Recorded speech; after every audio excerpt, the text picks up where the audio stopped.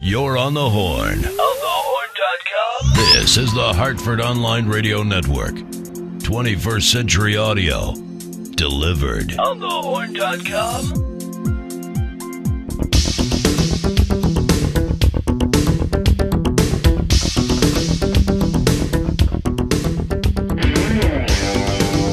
Hello folks, we're live from Avon, Connecticut, and this may be the last week from Avon, Connecticut, and this is the Watchdog News Hour. I'm your host, George Gombossy. Today we are joined by Sal Luciano. Brian Parker is producing.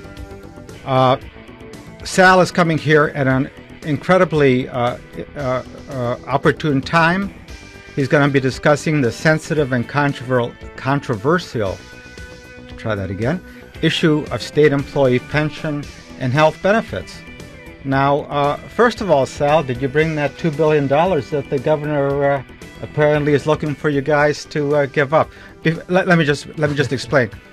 Sal is the president of the state employee unions, which include 40,000 state employees.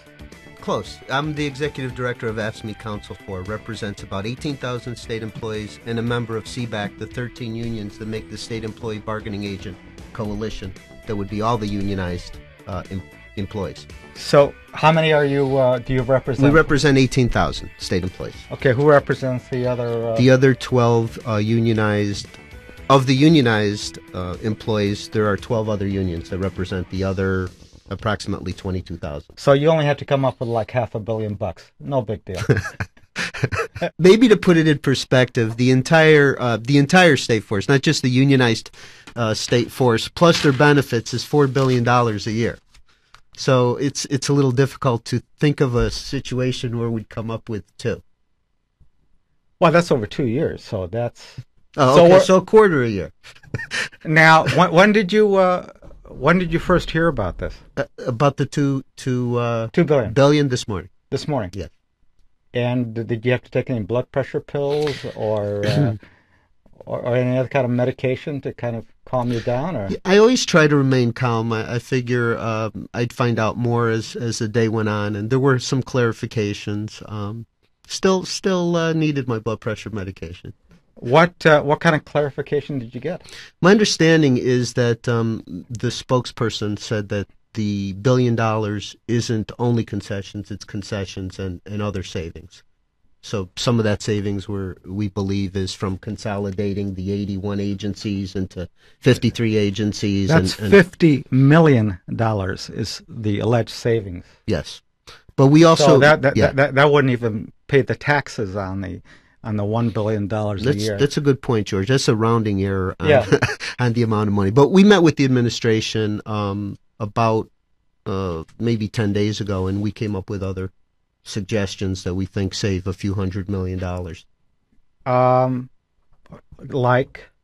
Well, there's a couple of ways that we can use the state employee purchasing pool for prescription drugs. When we move that over to the Medicaid population, we save close to $80 million. And that's real money. Okay. $80 million a year? $80 million per year. Per year, okay. Exactly. So that was just one. And then there were others. That's probably the one that stands out. So that's $80 million there. Right. Okay, what else? Well, we came up with a lot of other ideas that individually don't come close to the $1 billion, but they're all millions of dollars savings. The Department of Corrections, when they get medication for the inmates, if they move them to another prison, they throw away the drugs.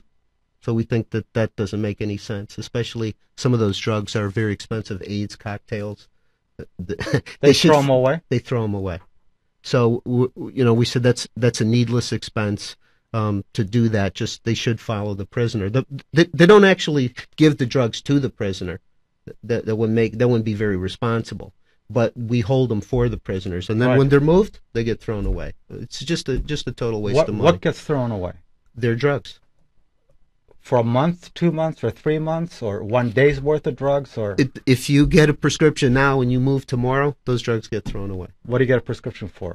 30 days, 60 days, 90 days? It's usually 90 days if it's for chronic illnesses.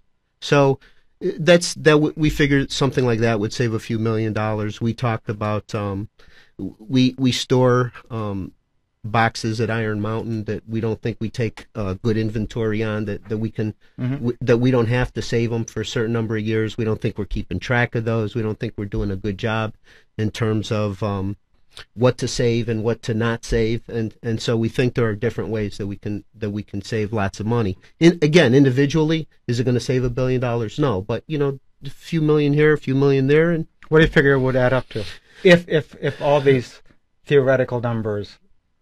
We figure it's a few $100 million worth of savings if all of the things came through. I mean, some of them. How long would it take to implement all these? A lot of them are pretty immediate.